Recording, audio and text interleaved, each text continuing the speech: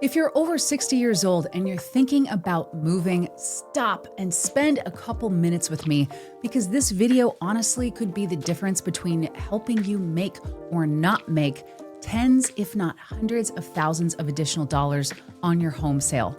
I am real estate broker Leah Courage, and my team and I have sold hundreds of homes in Washington State. And today, I am going to give you real practical advice so that you can feel confident and prepared for your home sale well before the moving trucks arrive.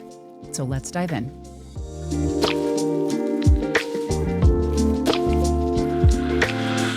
So I want to start by telling you a story about two different situations that I've seen recently.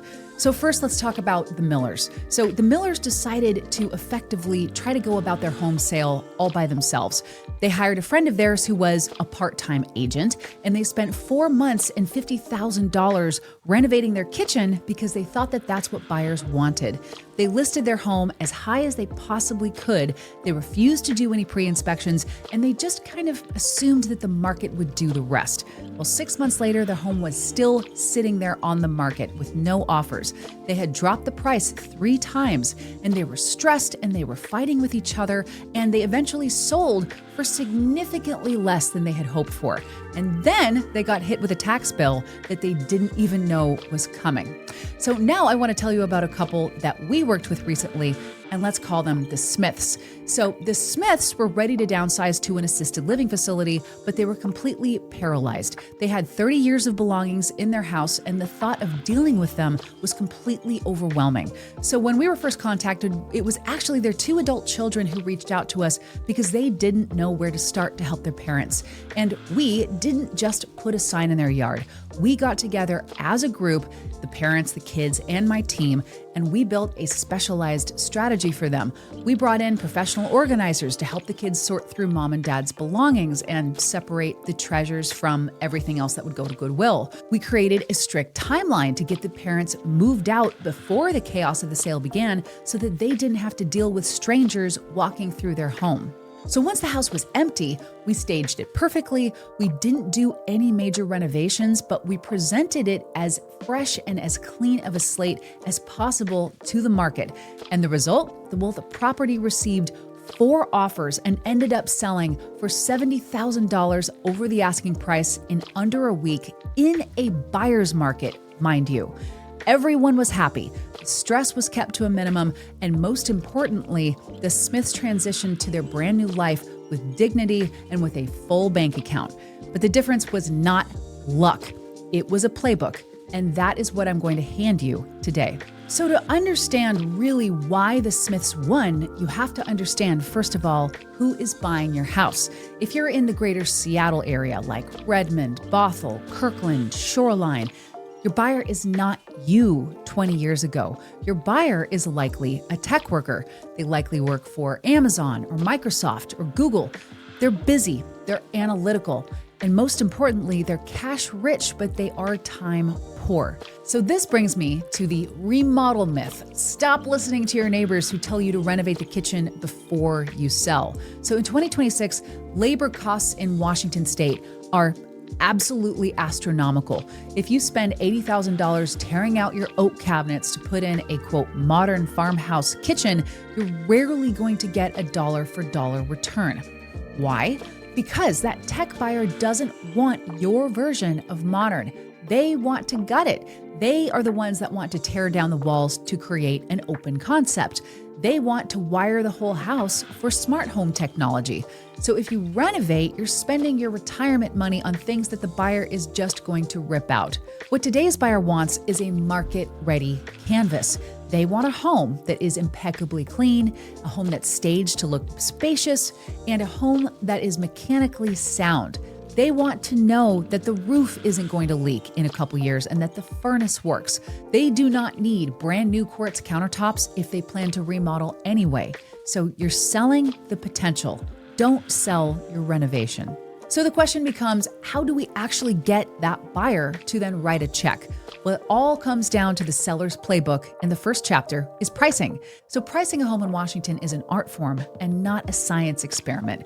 I see a lot of sellers that want to, quote, leave room for negotiation. And they say, well, Leah, why don't we just list it at $1.5 million? We can always come down on the price.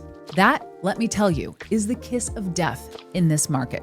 When you list high, you miss the initial wave of excitement. The home sits and buyers start to wonder, what's wrong with it? And eventually you end up chasing the market down and selling the home for less than if you had priced correctly from day one. The winning strategy is to price it right at market value or potentially even slightly below to create a vacuum event. We want to create a scenario where, say, 20 people come through an open house on Saturday, and then by Monday, we have 3 offers. Competition drives price.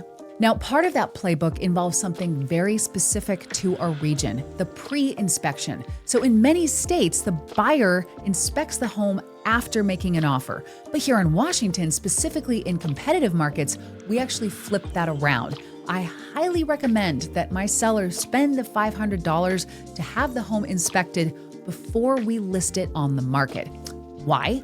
Well, for 2 reasons. Number 1, it eliminates surprises. If the sewer line is broken, we want to know about it now so that we can fix it or disclose it to a buyer. We do not want to find out about it 3 weeks into escrow when the buyer tries to use it as leverage to crush us on the purchase price. Second, and this is the secret weapon, when we provide the inspection report to the buyers up front, it allows them to waive their inspection contingency, and that means their offer is significantly stronger. It means that once they're locked in, they can't come back and nitpick you for a loose doorknob or squeaky floorboard. It gives you the ultimate control. So quick interruption here. If you're watching this and you're thinking, Leah, this is exactly what I'm worried about, then go ahead and reach out to us. You are exactly the type of client that we love working with. We specialize in helping long-term homeowners in Washington exit with maximum profit in their pockets. Our team has an incredibly high list to sale price ratio, and we would love to put our expertise to work for you. So please reach out to us, as our contact information is in the description below, and we would love to help you win on this next leg of your journey. All right, let's get back into it now.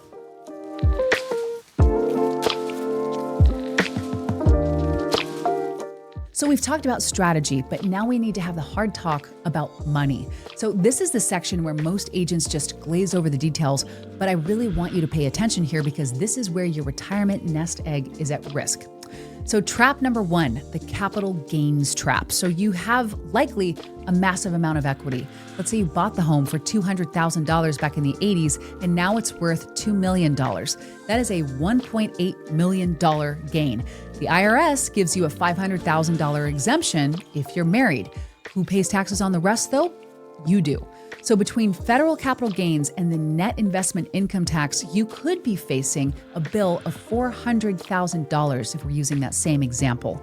So we need to talk to your CPA right now about strategies like a 1031 exchange or a deferred sales trust to mitigate this trap. So trap number 2, the Washington Graduated REET, otherwise known as the real estate excise tax. So Washington has a real estate excise tax. It used to be a flat rate, but now it's graduated. So the more your home is worth, the higher the percentage you're going to pay. So if you're selling a home over $3 million, you're paying a premium rate of 3.5% on that upper portion.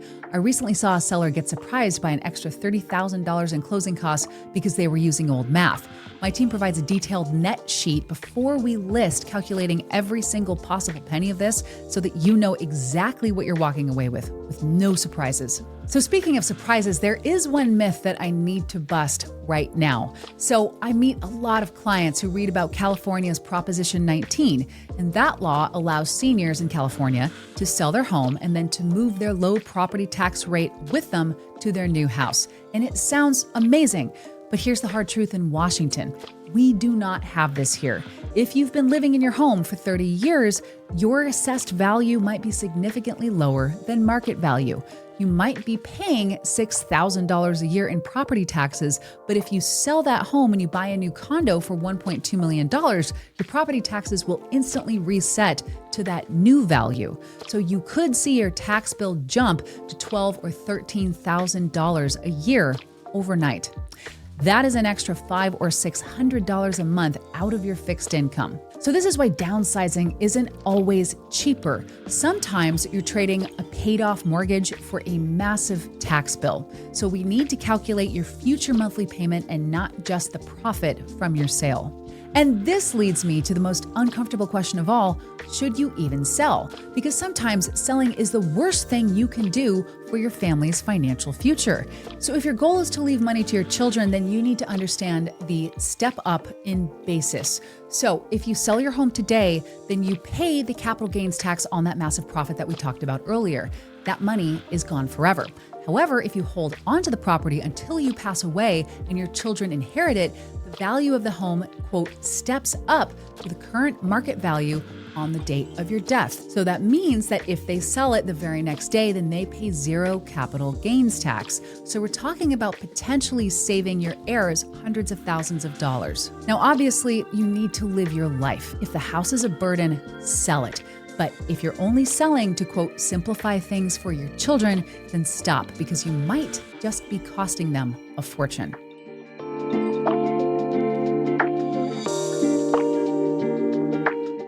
Okay, well, let's take a breath now because we've covered the heavy financial things. Now let's look at your house. So you've lived here for, say, 30 years. You have 30 years of memories, 30 years of furniture, and 30 years of stuff in the attic that you probably haven't looked at since the Clinton administration. So the thought of dealing with it becomes paralyzing. Believe me, we get it. So this is where we implement a system called the triage. We do not clean the whole house all at once. It's very important to go room by room, and we use 3 colored stickers. The green sticker means it's coming with you. And try to keep this pile relatively small. Your new condo or your new home likely doesn't have room for 3 dining sets. A yellow sticker is a family or a donation pile. So this means that if your kids want the china, then they need to come get it by a specific date. And if not, then it's going to go to charity. And then a red sticker means you throw it in the trash or it's recycling. And here's the most important part of this. You do not have to do this all by yourselves. My team has relationships with senior move managers, and these people are absolute angels on earth, let me tell you. They will come in, they will help you pack and sort, and they will coordinate with the movers, and they will even arrange an estate sale for what's left. Do not let the stuff keep you trapped in a house that no longer serves you. So this now brings us to who is going to help you through this. So in this industry, there are 2 different types of real estate brokers, by and large. So there's the yard sign agent, as I like to call them. So this is the agent who puts a lockbox on the door and sticks a sign in the yard, and they just upload photos to the multiple listing service, and then they wait for the phone to ring. They're essentially a glorified door opener. They act very passively. And in a complex market with tax implications, they are dangerous for you. So then there is the strategic partner type of agent, and this is exactly what our team does. So we are project managers. We look at the tax implications of your sale. We are therapists. We coordinate with painters and stagers, and we meet the inspectors, and we argue with the appraisers if the appraisal comes in low. We manage the title company to make sure that your tax liens are cleared. We are the firewall between you and the stress of the transaction. So when you're interviewing agents, ask them, what is your specific strategy for the Washington Graduated REET? Go ahead and ask them, how do you handle the Section 121 exclusion? And if they look at you with a blank stare, don't hire them. Now, assuming we get your home sold, the question becomes, where are you going? Because the biggest mistake isn't selling, it's having nowhere to land. So we're in the middle of what I like to call a rambler war. Everyone in your demographic wants a single-story home in a safe neighborhood, but the problem is that builders don't build them anymore because land is becoming just too expensive. So inventory becomes tight. So this is often why we negotiate a rent back into the purchase and sale agreement. So what this allows you to do is sell your home, close the deal, get the money into your bank account, and then stay in your home as a renter for up to several months. This will give you the cash to buy your next home with a strong, non-contingent offer, and it also gives you the time to move slowly without being homeless for a weekend.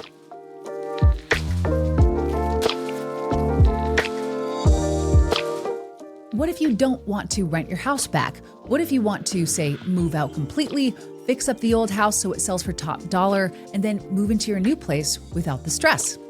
Well, this is where the creative financing of a bridge loan strategy comes in. So many of our clients are, quote, house rich, but cash poor. That means that all of your money is tied up in your home's equity.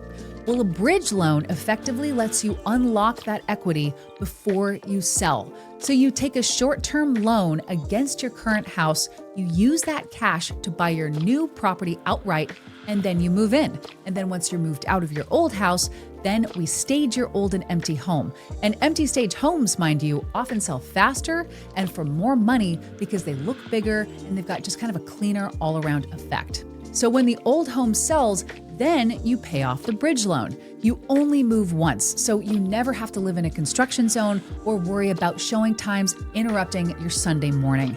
It is the cleanest, least stressful way to move, and we have a phenomenal lender who specializes in exactly this type of product for seniors. So again, reach out to us for an introduction, as this is positively, I promise you, the best lender that we've ever worked with. And I'm picky, as I've worked with dozens of them. Lenders are a lot like real estate agents, by the way. They are not all built the same. So work with one that you trust. So one final warning about where you're going. A lot of our clients say, Leah, I just want a condo. I don't want a yard. I don't want to have to do any exterior maintenance. I just want easy living. And that sounds great. But be careful, because condos in Washington come with their own set of landmines, specifically in the form of homeowners associations or HOAs, as they have their dues and they can be very expensive. So in older buildings, for example, in Seattle or Bellevue, HOA dues can easily be $1,200 a month. So that's a lot like carrying a $200,000 mortgage that you can never pay off. But the real danger is the special assessments. So in the Pacific Northwest, it rains a lot, as you know. Buildings get water damage, roofs need replacing, siding fails, and if the condo association hasn't saved enough money over the years, then they can issue a cash call. I've seen owners move in and then 6 months later they get hit with a bill for $50,000 just so that the siding on the building can get replaced. So before you buy a condo, my team analyzes the resale certificate and we look at the reserve study. So this means that we're looking at the HOA's bank account. So if their reserves are under 70% funded, then you are buying a ticking time bomb. Do not trade your lawnmower for a lawsuit. Trust me, you need to check the books first.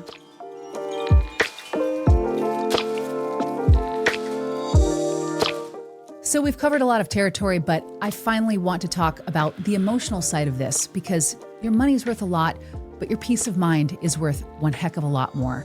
And leaving your home where, say, you raised your babies can be incredibly heartbreaking. And it's okay to grieve that. It's okay to cry when the staging furniture comes in and your old recliner goes out. I promise you, I have cried with my clients several times. It's very, very emotional. You have to ask yourself a hard question every single time. And this is my stay or go calculator. You have to ask yourself, is the home serving my future, or is it holding me hostage to my past? So if the stairs are hurting your knees, and if the yard work is becoming a burden, or if you're isolated because your friends have moved away, then the house has honestly become a kind of a cage. Selling isn't just about the money. It's about buying your freedom. It's about buying a lifestyle where you aren't a slave to the maintenance.